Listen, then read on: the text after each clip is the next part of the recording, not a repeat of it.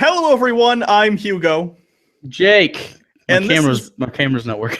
this is either unpopular culture or Jake just bought 60 minutes with a cam girl, and he is about to whack it like crazy because that's what it looks like right now. I feel like bad things are about to happen. I feel like I'm about to. Yeah.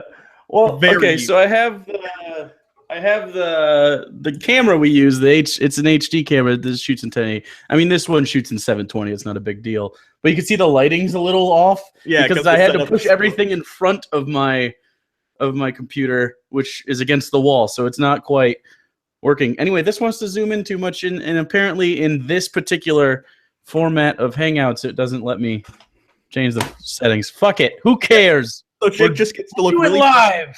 Normally, Jake is the more attractive of the two, but with this angle, I'm catching up to him. It's not working for me right now, and you can see there's like shit on my We're cleaning today, so there's like shit everywhere, and then I have this desk back here that I just covered in stuff from my. Yeah, so don't worry about it. Shut up. Don't judge me. You know you're worse. You know you're worse. I dress up every day for this. Today, also, you can't see my. Hold on, you can't see my cool T-shirt. Check it out.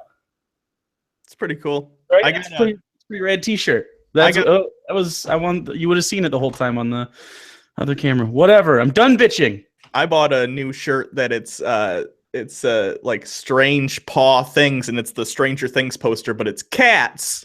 Oh, I got one I got a Stranger Things shirt yesterday from QWERTY, and it's the Gorillaz album with the 4 faces on it. Something days.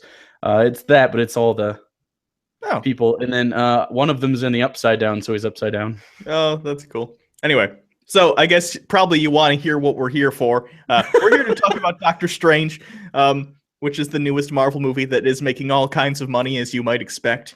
Benedict Cumberbatch in the starring role of Dr. Stephen Strange, Rachel McAdams as nothing. She didn't really need to be in the fucking movie. Okay. She's the Rosario Dawson. She's literally is the night nurse, by the way. That's the character that is the actual night nurse in the comics. Not Rosario Dawson. Yeah. So now there are 2 night nurses. Was her name the same thing? I didn't listen. I have no idea what her name was in this. See, in Daredevil season 1, Rachel McAdams' character, that was gonna be Rosario Dawson, but then Doctor Strange people and Marvel was like, we might want to use that character later, so change her name to Claire Temple. And then we'll use the real night nurse, but she can also kind of be the night nurse, if that makes sense. So there's 2 night nurses. Yes, Rosario Dawson is night nurse in intent and in writing, and that was what she originally was, but they just changed the name, and now Rachel McAdams is the real night nurse. Oh, I like Rosario Dawson better, but whatever, here we are. So, Jake, what did you think of Doctor Strange? No spoilers first, and then we'll get into spoilers. Right, of course. We will be spoiler-free for a little bit, so that you have a shot here, but we will definitely be spoiling it later and talking all the things, so beware.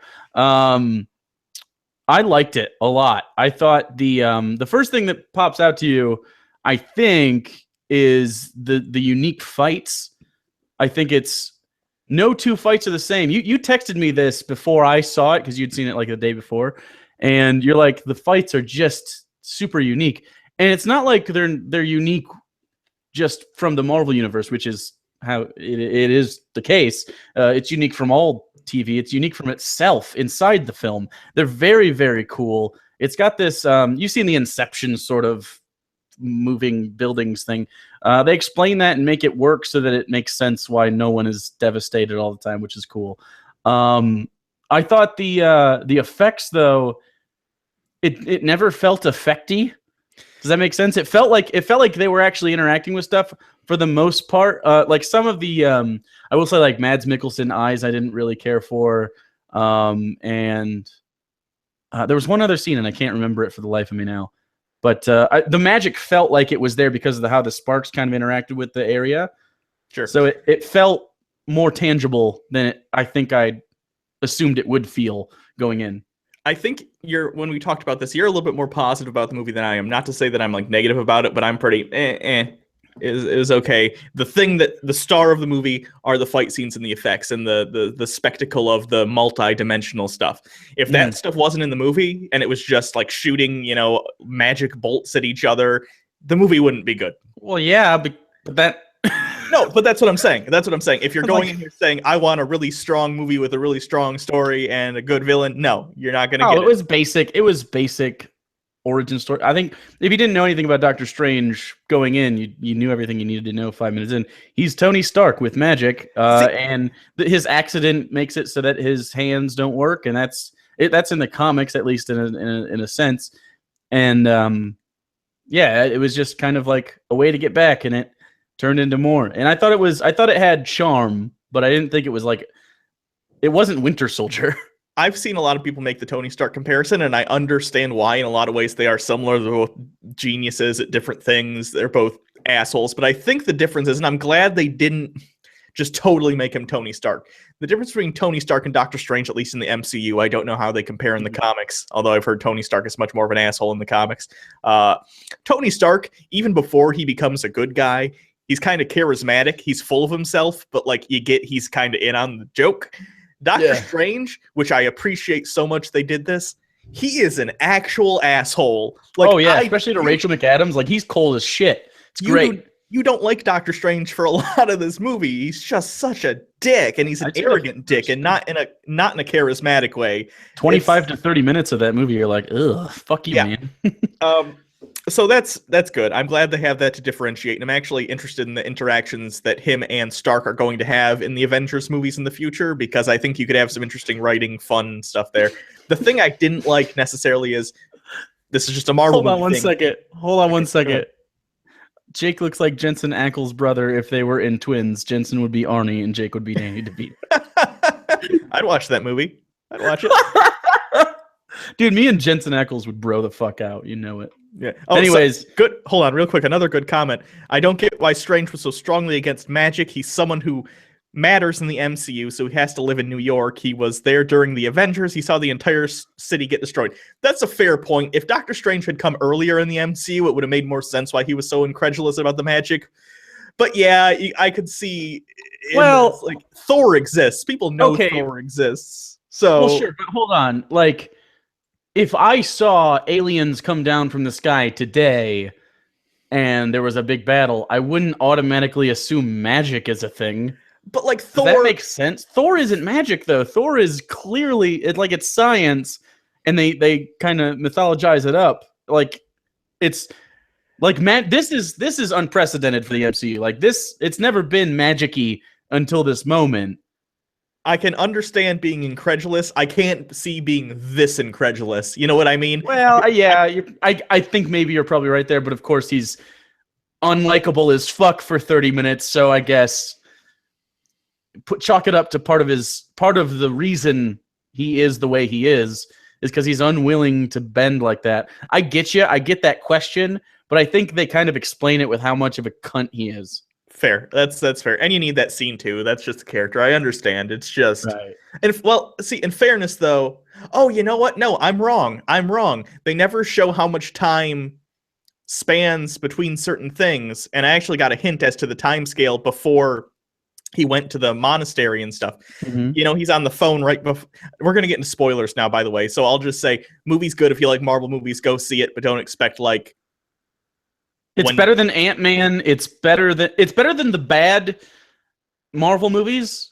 It's not as good as better than the good ones. Does that make sense? Yeah. It's in my top 5 probably, but that's because like it's probably number 5 if it's in my top 5. Does that make sense? That's fair. So if you like Marvel movies, definitely see it. It's yeah, for sure. If you like the Marvel movies, you have to see it. Right. But if you're like not really that into them and you're already feeling superhero fatigue, you can probably skip it and watch it when it comes out on like Blu-ray or whatever. But anyway, so he's in the car right before the car accident. He's talking on the phone with someone about different surgeries to do. Now, a lot of people complain there's no way to tell where this takes place in the MCU because there's a long period of time of him training and trying to get surgeries and stuff for his hands. You don't really know.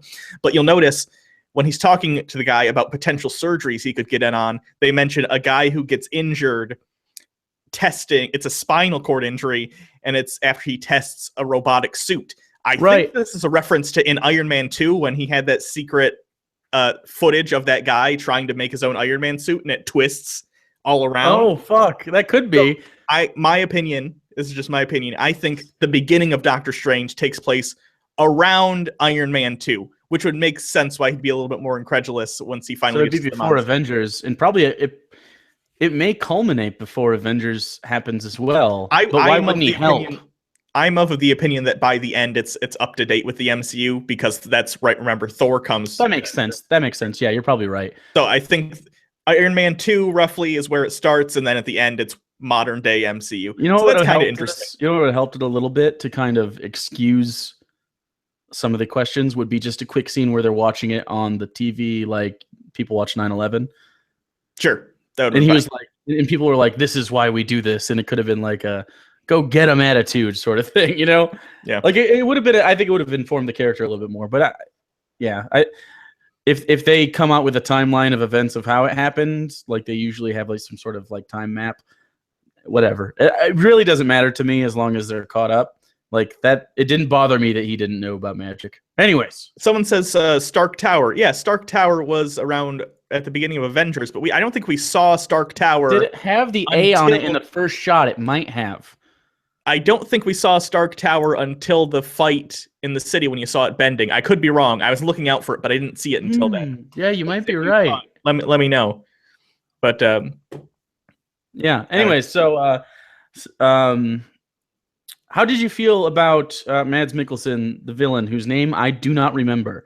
Which is kind of the problem, I think, with part of his... Like, I like Mads Mikkelsen, and he was fine, but I felt like it was... Caecilius, that's right. It was sort of... It didn't feel like there were actual stakes. He was sort of more of a comedy fight the first time they even fought. You know what? The first time we see him, the Red Letter Media had an awesome breakdown of why this didn't work. And if you guys aren't subscribed to Red Letter Media, please go over there. They're really good. I really like them. They were talking about it, and they were talking about how the movie opened up on a fight that should not have been at the beginning of the movie. You open up, Mads Mikkelsen comes in, steals the book, runs out into wherever, into London. The Ancient One goes after him, and they have this big elaborate fight where they're bending the city and all that stuff. Like, they blew their load immediately. This is something that should have been built up. Now, big exciting scene with all these cool effects, and now back to the normal world. It should have started... Maybe they could have shown him stealing it, and then they could have implied a big magic fight off screen. I don't know. I mean, Dark Knight did the same thing. Dark Knight did the heist and showed you the Joker, and then dropped you out of it for a good 25 minutes before they brought you back into it. So I don't feel like that's... I feel like a much better written film with better performance. Well, no, but that's what I'm saying. I don't think the structure of that story is the problem. I think the strength of the villain is the problem, in that he is a weak villain, because he's not even really the villain. The villain...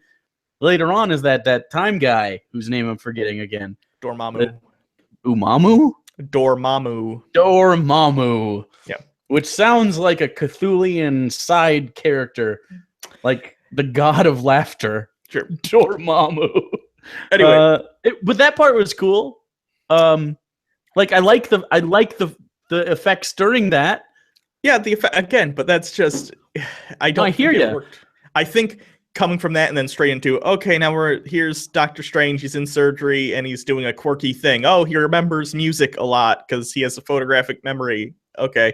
A lot of that would have served better for the first scene as well. I think if we were introduced to Strange immediately instead of the fight, I agree with you. It would have worked better. But I don't know where you put the Mads Mikkelsen stealing the book. No, you can have him stealing the book. I just mean the effects heavy bending the buildings. That should have been built up. She can try and stop him, just not that way.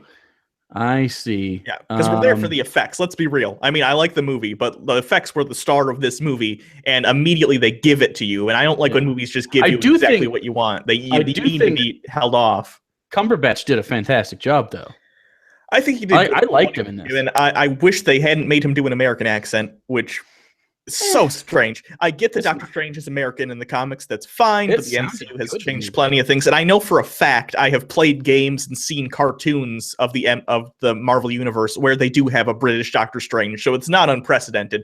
It's sort of a pseudo theatrical fake British accent, or it's just sort of regal. But still, I think this character would have made sense as British. I mean, for fuck's sake, London is in the movie. He can just be from London, or he could have moved to New York from London. It would have been fine. But whatever. Well, I think the problem was it would have felt Sherlocky. You know? Well, maybe, but honestly, not that many mainstream people have seen Sherlock. Like, I mean, it's a popular show, but like the MCU audience and the Sherlock audience, there's definitely crossover, but it's not like most of the people who watch Marvel movies have seen Sherlock and enjoy it. So, Yeah, probably not. But I mean, like, I don't know. If you know who Cumberbatch is, you've probably seen it. So I feel like it would have felt Sherlocky to the people that have felt like when he's in other stuff. Sometimes I go, yeah, that's Sherlock Holmes. You know, because he's so iconic in that role. So I get why you would make the move. It didn't take me out of it at all because after a little bit, it's like, okay, that's just his voice. It's whatever. It doesn't matter to me. It's just like when the guy who played Rory does American accents sometimes. It's like, sure. It doesn't really matter to me, I guess. Or, you know, people do that all the time. You know, the guy who plays Bane never gets shit for doing an American accent. He's English. It's because he's better at it. I thought this was fine. I think it was just, okay. He just enunciates so well, even when he's speaking a different like accent. He has a Hugh Laurie thing going on where if you don't know that they're British, you probably wouldn't notice. But when you do know how they normally talk, it's really obvious, in my opinion. I don't know if it's obvious. I just think it's their diction. Anyways, we're splitting hairs here. I know, but another thing I had a criticism. This isn't of Cumberbatch himself. I think this is just in the writing. I don't think the character they set up with Doctor Strange would have the humor that they force into the movie because it's a Marvel movie. They do the quippy humor. You know, they try and give him Iron Man lines, but he's not Iron Man. So, and they try and play it off as people don't think he's funny because he's not charismatic, which could have worked, but I don't think they play it correctly. I like the joke thing. I think it was funny when he was trying to make the Asian dude laugh, the librarian guy. I thought that was funny. I thought they didn't dig their hole too deep there, and the payoff was fine because he started laughing at a non-joke at the end, which I thought was good. That's a good way to play it. I liked that. The one joke that made me roll my eyes, and to be honest, I get why it's funny and I get why the audience laughed. But when Cumberbatch is talking to Wong in the library, he's like, "Just Wong, like Beyonce." That's what I'm talking about. No, but I didn't laugh at that. I didn't laugh at that. I laughed at the payoff. And then cut to Wong listening to Beyonce. I don't think that's funny. I think that's a little bit, that joke. No, yeah, I didn't. I don't know if I think I don't know what they're trying to get across there, other than the irony of it. Or if it was like he looked up who Beyonce was because of the joke and was like, oh, I guess I like that. I don't know. But in that scene, he's stealing shit. So it's funny anyways. It doesn't really matter. Again, plot hole-ish. Caecilius, if all the knowledge was open to everyone, and including the book with the ritual, why did you sneak in with your acolytes and murder a guy when you could have just taken the book and read the ritual yourself? I think the idea was that he had obviously split off beforehand, so he wasn't part of that. But that's just I thought about that after we talked about it. Right, but he's not an idiot. You'd think he would know, okay, I'm going to do this. As I'm on my way out, I'm going to grab the book and take it and disappear. Because clearly, it's not, they say teleportation or the portals, whatever they call them, are not allowed in the library. But clearly, you can do them because Doctor Strange does them. So Caecilius, when the librarian is asleep or whatever, could have just used one, grabbed his hand in, grabbed the book, taken it wherever. Like, it's just weird. Unless there's some, like... Well, no, the teleporty... Right. The teleporty thing... Yeah, I don't know. It was... The idea here is he got kicked out before he could do that because they knew his motives were to do that, because he lost his family. So I think the idea is that they were keeping him specifically away from the timey-wimey thing because of the danger that he would pose because of his intentions. He was able to teleport into the library anyway, though, so it's not like they could have stopped him. Right, I think I'm just saying, like the Ancient One and stuff, like they had a discussion about this exact thing. I don't think it's a plot... I don't think it's a contradiction of the plot necessarily, and I don't think it's a plot hole. I think it's just a poorly written plot. Does that make sense? Like, it's not a hole because they explained it away in the film. I don't think they explained it away at all. They just didn't do a sufficient job of it. So it's not really a hole. It's more like it was a pothole, and they filled it in, and it wore away. I don't see, how did they fill it in though? They filled it in with a conversation between the Ancient One and the librarian and Strange. They were talking about this. That doesn't explain. They didn't explain why he didn't just use a portal to grab the book, though. That's all you have to do. Because portal book done. He was not allowed to. Anyways. He's not allowed. Okay, well, Doctor Strange wasn't allowed to do it either, but he did it. So. No, you're not listening to me. You're so dumb. Anyways. All right, let's move on. Speaking of Caecilius, God, Mads Mikkelsen. Why does Marvel keep hiring good actors and then writing them so bland? At the very least, I do like that his plan wasn't just, I want to take over the world. They did set up his motivation. His family died, so he's afraid of death, and he hates the idea of death. And he believes the dark dimension is the answer, and everyone will get to live forever, and he sees that as a good thing, so he wants to bring that into Dormammu's domain. So that's why he's doing it. Fine. At least he doesn't want to just take over the world. But at the end, we did still get that Marvel cliche of a portal opening to some other place and a danger coming from it. Had that in Avengers, had that in Thor the Dark World, had that in a bunch of other stuff. But what the fuck is FMA? I have no idea what they're talking about. Full Metal Alchemist? Yeah, I don't they're talking anime. about that anime, Full Metal Alchemist and Full Metal Alchemist Brotherhood. My girlfriend's a big fan of those. I've never watched them though. Yeah, it's because she has bad taste. Yeah, she likes anime. I don't. It's okay. Well, both of our girlfriends chose us and watch bad televisions. I mean, I think that says more about us, honestly. They have bad taste in television. I agree with you. Men. So, I'm trying to think. I didn't necessarily. If you stayed through the credits, there were 2 credit scenes. There's a mid roll and an end roll, and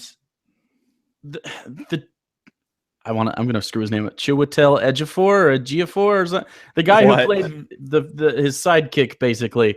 Ordo? What? Sure. Fuck it. I don't know any of their names. They're super. This is why people don't watch hockey, because they're foreign names. We can't understand them. I'm not bright enough for that shit. I'm gonna take a shot at this. Chiwetel Ejiofor. That's what I just said. I totally just said exactly. I said that. Mordo, the guy in green. Yeah, the black guy from 12 Years a Slave. He was a great actor. Anyways. His motivation was shit. Like at the end, he was like, "I'm gonna be evil now. I'm gonna shut all the doors or some shit." I don't know. Okay, like, I didn't like him. You know, I don't read the Doctor Strange. I've never read a Doctor Strange comic. I've seen Doctor Strange in other things when they cross over in the comics, but I've never picked up a Doctor Strange and read it. So I wasn't aware that Mordo was going to be a villain. That was actually a surprise to me. I assumed he was going to be his like roadie. I assumed he was going to be his black sidekick, which is a thing in Marvel for some reason. Yeah, it is. Yeah. Falcon. Yeah. Rhodey. I think that started happening out of like Marvel Comics in the 70s and stuff, started adding stuff like that, like Luke Cage, and they added Falcon to add more black superheroes. Trying to not whitewash it, but they tended to put them in as sidekicks. Luke Cage is the exception, but they tended to put them in as sidekicks to the hero, because that was, now obviously it seems like, oh, that's a little demeaning, but at the time it's like, oh no, we're putting them in popular books though. It makes sense, and it just carries over. But no, wait, thinking about the his little what the fuck? It's the Infinity Stone. The medallion. I can't remember this stuff because I'm not the Eye of Amagado, something like that. The Eye. Sure, whatever. It is probably the Time Stone. I would bet money on the Time Stone rather than I think the Reality Stone still available, or is that the purple one? Or maybe that's the one in Vision's forehead. Anyways, this one's. I would bet a lot of money that this is the Time Stone. They don't say it. They just say it's an Infinity Stone. It's totally the Time Stone. It's not even time. I mean, they call it an Infinity Stone at the end. Of course, it's the Time Stone. That's not even a question. They're asking about it in there. I assumed it wasn't a question, but they are asking. Oh, if you're in the comments and asking that, then you did not pay attention to the movie. Yeah, Hugo, Jake, what do you think that Doctor Strange? Do you think now that Doctor Strange has an Infinity Stone, he'll be in Infinity Wars? Yeah, of course. They're building up towards the Infinity War stuff. Yeah, he'll be in that. He'll be in the very next one. Yeah. Talking about the Infinity Stone, I like this movie so much for its subtle references to the Marvel Universe, and I like when they reference each other, but lately it seems like they've been going way hard and like in your face. This one, they mentioned the Avengers in a very reasonable way when he's trying to say Avengers protect the world from physical threats. We're more supernatural. Fine. And then the Infinity Stone was the best use of an Infinity Stone in any of these movies, in my opinion. Second only probably to Vision, because it didn't feel forced in. At no point did I think, oh my God, they're trying to force an Infinity Stone. It fit in the plot. It made sense that the magical people would have it, because obviously Agamotto, or whatever the fuck his name was, who made the eye, found it at some point, and he used it to help build this magical order. That makes sense. And it actually factors into like the final fight and confrontation. It's well written. It's a well written MacGuffin for what it is. I mean, oh yeah. I thought it was is the most important one so far. Easily. It was the only one that really had. I know Guardians, the whole plot was to get it, but it didn't really, he just kind of used it when and there's purple lasers and people died. It wasn't really a big deal. It was just kind of like random. It could have been any MacGuffin. I want to say that been any of them. I want to say that one's the Power Stone, by the way. I could be wrong. It doesn't matter. We'll figure it out later. But this one had like actual repercussions. And of course, it was in the final sequence, which we will talk about in a second. But Aaron Parker says the spinal injury is Rhodey. No, it's not. No, you don't think it's Rhodey because he is injured quite a bit from the fall from Civil War. I know people have said that, but specifically, I read something the other day that I forgot what it was. I apologize. I hate to make baseless claims, but I saw something that pretty much debunked that. I forget what the fuck it was, though. Sorry. This is very helpful. I know I'm not being helpful. I'm just saying I don't think it is. No. Nice. Happy for you. Anyways, I'm looking at more. After the credits, kind of said he'd be in Thor 3. Yeah, I don't know if he's going to be in Ragnarok or not, but it kind of did imply that it could be involved. But I haven't seen anything showing Cumberbatch involved with that production. I have actually. There's a screenshot that someone took on set of Thor Ragnarok where Thor is walking up to the Sanctum Sanctorum and he has an address on a slip of paper that is the address to the Sanctum. It's just the beginning of what we just saw. That wasn't in the end credit scene though. It just showed him there. That's what I mean. It's the beginning of what we just saw. Oh right, I think that scene is actually good. I think the scene we saw a lot like remember in. Was it Ant-Man at the end credits? They had which one was it? Whichever one was the end credits where they showed Captain America and Falcon and Bucky in a fight. That was Ant-Man. Yeah. That was an end credit scene, but it was also a small piece of a bigger scene in the movie. I think that's what we saw with Thor at the end of Doctor Strange. I think that's literally a scene from Thor that we're going to see an extended version of. Now, I don't think Doctor Strange is going to be in a ton of the movie. I think he'll probably be in 10, 15 minutes helping out someone doing something. But I do think he'll appear, and that'll be cool. I'm interested to see him integrated into the larger universe. I'd like to see him interact with people like Stark, who's obviously more technologically motivated, and people like Ant-Man who have experience with the quantum realm or whatever. So I don't know. We'll see. Yeah, it looks cool. Like his involvement, like in my head, his interaction with the rest of the cast is just going to be really, really interesting. I want him to bro out with all the sciencey guys because he still is that. You know what I'm saying? And I think it would just be like him, Tony, Hulk, and then Spider-Man just standing around talking nerd shop for like 4 minutes. Just a quick scene. I think that'd be fun. I want the nerd talk. And we got to get it eventually, right? And then maybe Vision walks in and he goes, huh. And then they kind of all explain how Vision exists or something. Sure. I don't know. Sure. It's just stuff like that makes me happy when they can just kind of show the burgeoning bromances within. Let's see what else. One thing I saw a lot of people say was like their favorite part of the movie was the cloak of levitation and how funny they thought it was. I don't mind it necessarily being alive and having a personality, but it's not my favorite thing. I'm going to be honest with you. It was Aladdin magic carpet. It was like a lot. So it's not a bad thing or anything. I just think that kind of humor can get a little eye rolly. Oh, look, he's crying and it wipes his tear. Oh, fuck you. Well, I mean that part, but I like that it was saving his life because he was bad at fighting. Fine. One scene I really appreciated though, and I don't know how this plays out in the comics, but he ends up having to kill a guy, and that's the ghost fight. I don't know I forget, the astral projection fight. And then he ends up killing that guy, and he is so mad he had to kill a guy. And the Ancient One is like, well, how else would you deal with it? And he's like, I don't know, but I would find a way. Now, I don't know if that's just a one-off line or if in the comics when he does become the Sorcerer Supreme, if he discovers a way to like put villains in another dimension where they won't hurt people, but it doesn't kill them. It seemed like foreshadowing to me though, and I appreciated that. Sure. I mean, he definitely doesn't. Does he kill another person? I don't think he does. I think he only kills one person in this. He and tries he's very. to, He tries to trap Caecilius, and obviously the end sequence, he doesn't kill anybody except himself over and over and over. Yeah, I appreciate that because, Iron Man, I still think he's a superhero. But let's be real, Iron He Man kills the shit out of everybody. There's that one scene. It's terrorist. It's one of the first Iron Man. Anyways, it might be Iron Man 3 at the very beginning, where he drops down in the middle of that town, and then it identifies all the terrorists, and then a little thing pops out of his shoulder, goes and kills all of them. Oh yeah, I remember. It's like, fuck, that's so many deaths. That's a lot of, like, he has way more deaths on his hand than like a Green Beret. Yeah.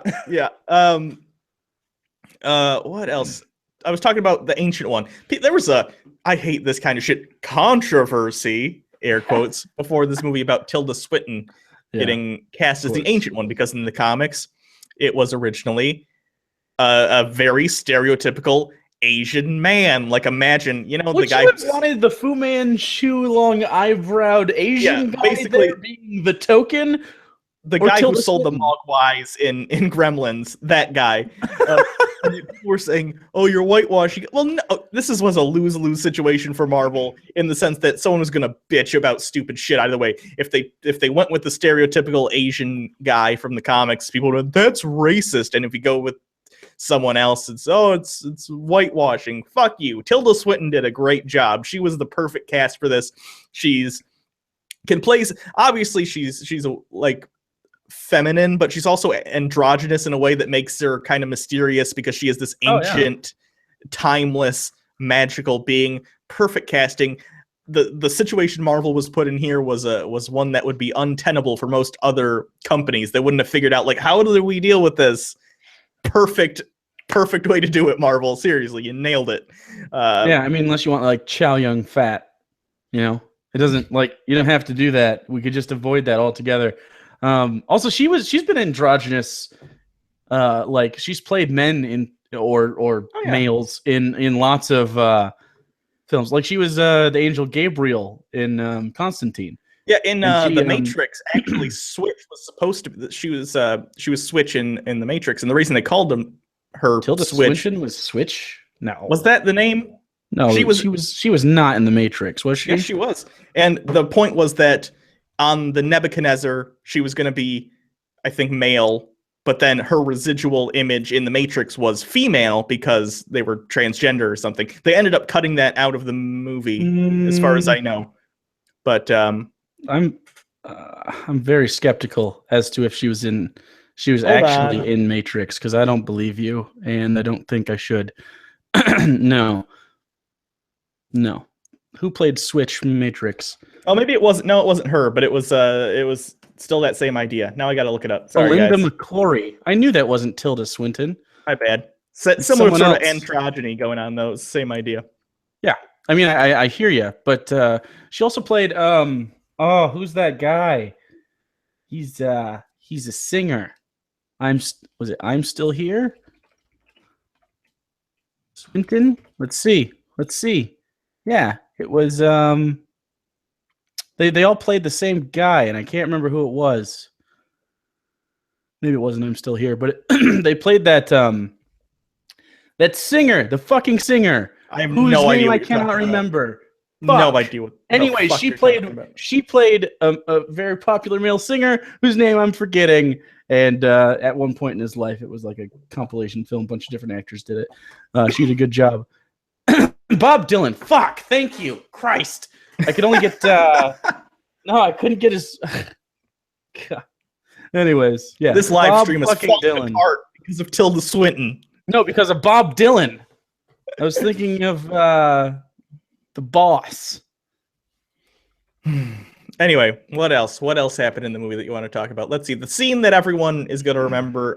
By the way, I was going to see this in 3D for the second time, like yesterday, but those plans fell through. So unfortunately, I didn't get to see it in 3D, but I actually heard this is really good in 3D, especially IMAX 3D. I'll probably still see it later, but I can't really talk about that here. But the scene everyone remembers is the city bending mirror dimension scene. I love this scene, and it is amazing. It's like they saw Inception when it that's some pussy shit right there. Let me fucking show you how it's done. I don't even know how you storyboard a scene like this. It's so frantic and jumping from thing to thing to thing. It was awesome. It was it was sensory overload. Well, almost. It comes right up to the face of sensory overload, but still allows you to make sense of what's happening. It was really well done. It was just complex enough to not make it look like just insanity. But it kept your eyes focused on what was going on. Yeah, man, it was really, really, I don't know how they shot that. I don't know how they planned it. It's just very interesting. I liked at the end the fight where it's the reversing time. That was really clever. Mm-hmm. It's kind of funny how Wong was so against going against nature, whatever, using the eye to reverse time. But then at the very end, he's like, "Fuck it, do it." And also, they mentioned like it can cause tears in reality. It was almost like a Ghostbusters "Don't cross the streams" moment. Where I thought, oh, okay, they're warning him not to do this, but it's going to play into the end. But it never really got brought up again that it can cause like severe issues with the timeline. I bet in Doctor Strange 2, maybe. I hope they explore how he fucked Shang. Yeah. I was thinking the end fight. If we want to talk about that, because we're kind of there right now. You said that was inspired or at least helped by Dan Harmon of Rick and Morty fame. Yep, wrote that scene or helped them write it into some capacity. And I could totally see that being a Rick and Morty ending. And this is one of my favorite, as much as it's not my favorite Marvel movie, it's my favorite end boss, you might call it, confrontation, because Doctor Strange defeats the villain without punching him once. There is no fight. It's brilliant. So what happens is Dormammu lives in a timeless dimension. There is one thing I would change about it, but I'll explain that when we get to it. So Doctor Strange, with the Eye of Agamotto, which has the Time Stone in it, flies into the dark dimension and Groundhog Days Dormammu. So Doctor Strange comes in and says, "Dormammu, I'm here to bargain," and Dormammu murders him. And then it reverses, and we're back to when he came and said, "Dormammu, I'm here to bargain." And they have a short conversation where Doctor Strange explains, "This is what time is like. You're going to be going back and forth in this moment forever. You can kill me forever, but at least you'll be contained here." Brilliant scene. Now, my one criticism is they really needed to show the passage of time was greater than what we see, because it made it seem like he did it like 7 times, and then Dormammu was like, ah. Now, you can do this very simply. Doctor Strange has those white streaks in his hair. What I would have done is not have him have those white streaks until he comes back from the dark dimension, implying maybe he was being murdered for years. You know what I mean? Yeah, that could have been cool. That's what I would have done, but as it stands right now, still my favorite Marvel movie final confrontation, because it was just he tricked him. He has to let him go or murder him for eternity. Smart on his part. And that shows. I thought that was a cool anti-Marvel climax. You know what I mean? Yeah. Like it didn't serve into the violence porn that we're used to. Yeah, and it really shows Doctor Strange. He's smart like Iron Man, but in some ways he's probably a little smarter. He can. He has better solutions to problems with, let me shoot it with my power armor. So that's cool. I also Whiplash Gaze is saying he reversed time on a tear and timeless rip in reality, a frozen rip at that. That does not make sense. It does, because the time stone can do that shit. It's a MacGuffin. It doesn't matter. It can literally do that. It wouldn't make sense if it was like, you're a Doctor Who fan. You don't get to bail out of that just because it's not Doctor Who. Doctor Who could just go and it's fixed, and you're like, oh, all right, I guess that makes sense. But instead, like, you gotta give them some leeway with the time stone, bro. You can't go into Marvel movies and expect like airtight writing. It's just a stupid, fun popcorn movie. And like, I get it. If that upsets you, you can be upset. But I think out of all the criticisms you could give that scene, that's a dumb one. Right. Ethan gives the one point that I was going to make, which was if he's resetting time, it doesn't pass for him. So. I know, but they could have done, again, because Marvel Universe, they could have done something. I don't know what they could have done to make it. I think there's a Doctor Who episode from last season. I think it's called Heaven Sent was the name of that one, which has a very similar thing happen where time keeps repeating itself over and over and over. They do an excellent job of showing like billions of years pass. And I don't know how you would do that in this particular scene, but I wish they would have written something that shows a greater passage of time than what was actually shown.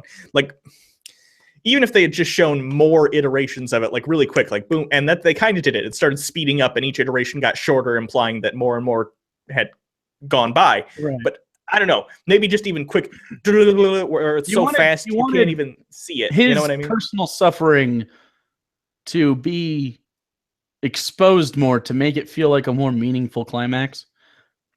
Sure, because that's why that Doctor Who episode makes sense, because he literally suffers for is like longer than you could possibly ever suffer for this moment, and that's why it's good.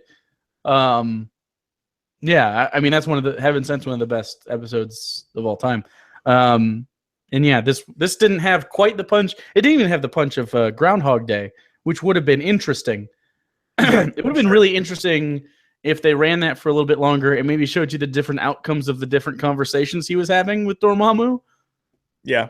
True. Like, instead of just like, oh, he's always going to murder him. Of course he's going to murder him and get very frustrated. But Cumberbatch can deliver lines, and he was well written up to that point. Give us some more conversation. But I did like it. So people have complained about how comic book fans specifically complained about how Dormammu looks in the movie. I looked up a picture of Dormammu from the comics. I thought it was a pretty good adaptation, honestly. Yeah, look that up if you can real quick, Jake, just because I want to hear your opinions on this. Let's see it. Right. That's fine. He was just a fiery head before, and this time he's... It looks like he's like super fiery head with a big demon body. Like, that's garbage. Like, the original is garbage comparatively. Like, I really like this version because he doesn't have to be, like, of course he would be this stupid, fiery. You've seen it a million times. You don't need to rehash that. Yeah, bring him out, make him a little purpley. I like that. I'm fine with that. They didn't anthropomorphize him as much to give him a whole body. I'm fine with just a face. People are comparing it to how in Fantastic Four 2, Rise of the Silver Surfer, Galactus was handled as a giant, like, space storm instead of, big giant guy. I totally disagree. Way different things, because Galactus didn't even like talk in that. It was just an idea, and I hate how they handled that, by the way. I hate the Fantastic Four movies, all of them. But yeah, I thought this was fine. So I thought it was good too. I'm looking at a cover right now, and Wolverine, Captain America, looks like Luke Cage and Spider-Gwen are fighting Dormammu. That doesn't make sense. No, those are not people who would succeed. Nope. So I don't know. Are there any more things to talk about? Because it doesn't leave you with a lot of questions. It doesn't make us go, oh, where are we headed now? We know where we're headed. It doesn't make us, I don't know. It was almost too satisfying a movie, because it satisfied my, I want some Marvel now, but it didn't make me go, I want Marvel tomorrow, like Winter Soldier did. Does that make sense? It's just a pretty solid standalone Marvel movie.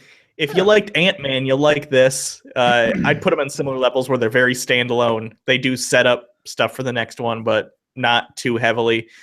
Can we get a Spider-Gwen movie? Nah, she died in the other universe. If Gwen Stacy gets introduced into the MCU, she'll be Spider-Gwen and dies, and they bring her back as Spider-Gwen, I'd be fine with that. I like that idea for a character. Although it works better in comics because you have a lot of time between when Gwen Stacy died and Spider-Man has to, learn that, this Spider-Gwen from another dimension is alive, though, and she's here, and it has more impact that way. The way the MCU works, you only have so much time for a film, so you'd probably have almost no time between her dying and Peter having to see a new version of her, and it wouldn't have the same impact. I'm not against them trying, though. I'd like to see more Spider-Man stuff, especially with this Spider-Man. I think they're doing a really good job. But I'm really looking forward to the Spider-Man stuff. That's gonna be a lot of fun. What's that kid's name that plays him? He did a good job. I can't remember his name. Tom Holland. Boom. Couldn't remember most names today. Tom Holland. Today's been a garbage day. We'll probably have some closing thoughts, but if anyone has any more questions, please ask them now, because it's a all right movie. It's fun. You'll enjoy it at least once. Even if you like the Marvel movies, I'm sure you'll like this. It's a Marvel movie. If you're getting sick of the formula, you might get a little bored, especially because it's an origins movie. It has that. This makes me really excited for the sequel. I wish Marvel would learn that their origins movies need to.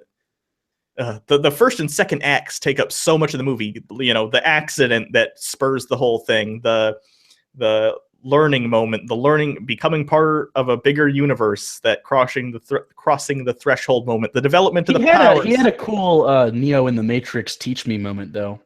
Yeah, that was good. And that scene, I don't think we mentioned it, but that scene at the beginning where Tilda Swinton like touches his forehead and opens his third eye or whatever, and he goes flying through a bunch of different stuff. That was pretty trippy and surreal. That was trippy as fuck. Like they did not hold your hand through the look at this shit. Yeah, stuff. Like usually they kind of like poke at you and go like, check it. Like in The Matrix is another good example. They kind of give you like, oh, this kind of bent a little bit, or now there's a brick wall here, or that guy just dodged bullets, or she's doing a kick. They kind of bleed you in, and then at the end you get it culminates. The first time he meets Tilda Swinton, he goes through this crazy. It was like that Rick and Morty episode again, where it's like Starman or whatever. You know what I'm talking about? The gaseous cloud is singing the whole time, but nice. Someone asked, hold on one second. Someone asked, who is it up here? Astounding Chaotix said, or maybe not. No. Jesus Christ, people, you've been talking a lot. Something about the astral projection. Whoever asked the astral projection, I'm sorry, I missed it. They said it could have been cooler. I think that one scene where she's saving his life, I think that was the only scene I needed with the astral projection. Yeah, but I liked it. I hope that doesn't come back in the sequel necessarily, because I think they did what they needed to do with it. That is a good scene though. I do like that. It's like it would get played out. It'd become gimmicky. Yeah. Let's see. What cosmic entities do you think they'll show up in Infinity War? I hope the Watchers at least do. I'd like to see the Watchers. And people have said, "Oh, Stan Lee's the Watcher." You can make a joke about it, but I don't want him to actually play it, because let's be real, he would be a garbage actor. But if they showed maybe Stan Lee as one of the forms he takes or something, that'd be kind of funny. Could Strange use astral projection on Banner to make a Hulk with Banner's brain? That maybe, like, Hulk eventually gets to that point, right? Where he's not just a rage beast? Gray Hulk, and Joe Fixit. Well, the one where he's on Planet Hulk, he is Banner in Hulk form, right? No, at that point in the story, as far as I understand it, Banner and Hulk, because they're on the planet, have an understanding and they're able to talk to each other. So they basically just flip, and Hulk becomes the dominant personality while they are there for survival reasons. But it's still Hulk. It's just not dumb rage beast Hulk. I think maybe they may do something like that after this final crescendo of the Wave 1. So we'll see what happens. But someone asked, "Can I mention you guys in my comic book?" Sure. Okay. Go ahead. Let's see. Discussing previews, or will that be a separate video? I didn't really get any previews that we haven't already talked about. Saw a Power Rangers preview. That looks I didn't even see a Power Rangers preview. Yeah. Which was weird. I didn't see anything that I think you got another Fantastic Beasts, which I don't care about. I mean, I'm gonna watch it, but it's not like I've heard it got pretty good reviews. I'm not super excited. I enjoy Harry Potter movies, but I'm not like an uber fan like I am for things like Star Wars or Star Trek or Doctor Who. But like, I'll watch them. They're decent movies. We might do a review of that. We'll see. Sure. Do you guys think the beginning took too long? Yeah, but that's kind of a thing in Marvel origin movies. The beginning is always too stretched out, in my opinion. Yeah, but if you the thing is, we would bitch about it if it was much shorter, because then we'd be like, why is the character doing these things? I know. We kind of had to have it. We've just gone through the motions of an origin story so many times that, we got to get through it. But I think the payoff was totally worth it. So I'm fine with it. Someone asked, how you like in the baby beard? For those of you who don't know, we're doing Hugo Beard Watch. I'm doing No Shave November because I have such a baby face. It's taken almost half a month and there's like nothing here. Look at how bad this is. Oh yeah, this is the 13th day of you not shaving. I just trimmed today. This is why I don't do beards. It's terrible. I look like... Nah, you got to keep it going. You got to massage it. You got to do a little massage action. This is the most neck beardy. No, you have to stimulate the follicles. It's so bad. The follicles with baby oil. and maybe, I don't know, drink bourbon or something that makes you grow hair. Stanley. Ghost in the Shell trailer thoughts. I saw the Ghost in the Shell anime on Sci-Fi years ago, and they were anime titties. Luckily, I'm not into that. I do know a person that got caught jacking off to that, though, before. Eric, his name was Eric. I'm not going to give his last name, of course. That would be doxing, and that's uncool. But Eric got caught by Justin. They were close friends, and Justin would always come in the downstairs window because they were like next door neighbors, and Eric was always downstairs playing video games or whatever. And well, Justin made a tactical error and caught Eric fapping to anime porn. So, what did you guys think of the Stan Lee cameo in this one? Wasn't he just on a bus or some shit? He's on a bus. It was okay. It's getting to the point where I don't feel really like care about him. You have to do him until he's dead. You have to. I totally get it. But at this point, I feel like they just said, okay, Stan, go sit in this seat, hold this book. We're good. Okay, Jake, accept my friend invite on fucking Steam. I am accepting Xander something, and I'm accepting Alice Vera. Those are the only two I have.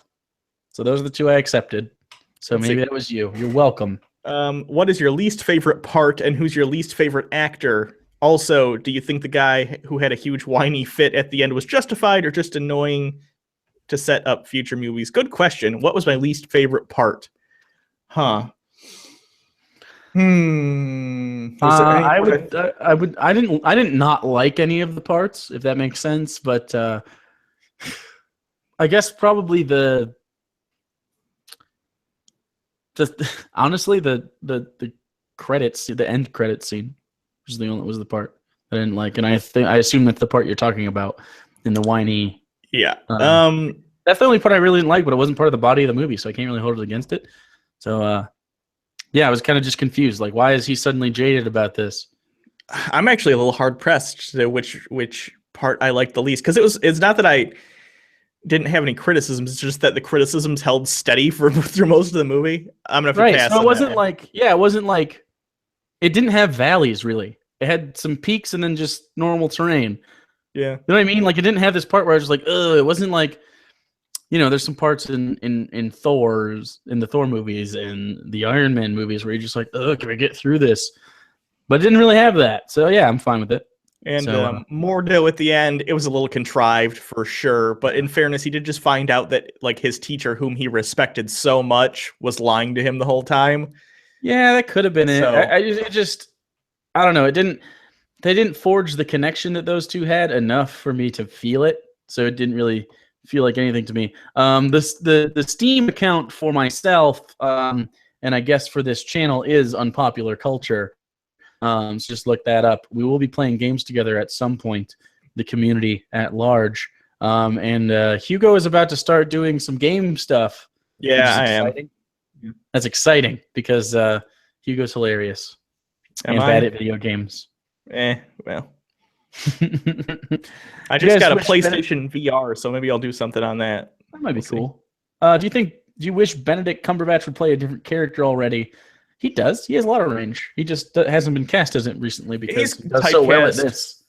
There's a movie on Netflix that he did for the BBC drama before Sherlock. This was before his like big break. It was actually pretty good. It's based on a Victorian novel about a nobleman who goes on a ship, and he's kind of he's snooty at the beginning, and he's on the ship and he's throwing up because he can't handle the seasickness, and he's going to become like a governor somewhere in Australia or something like that.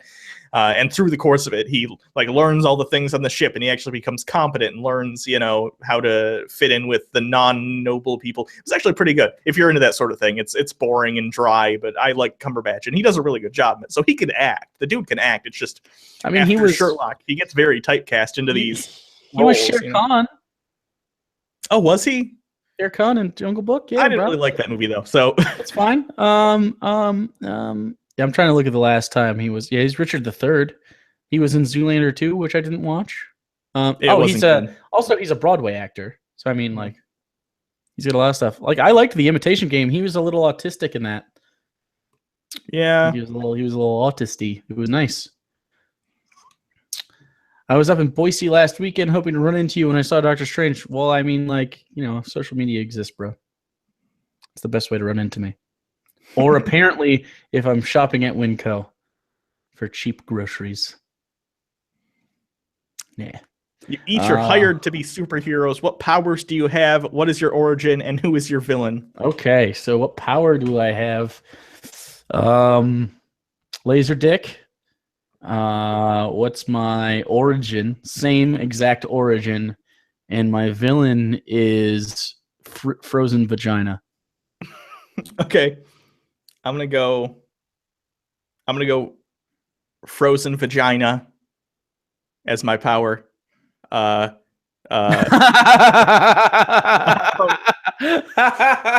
horrible ice cream accident when I was 7, and Jake is my villain.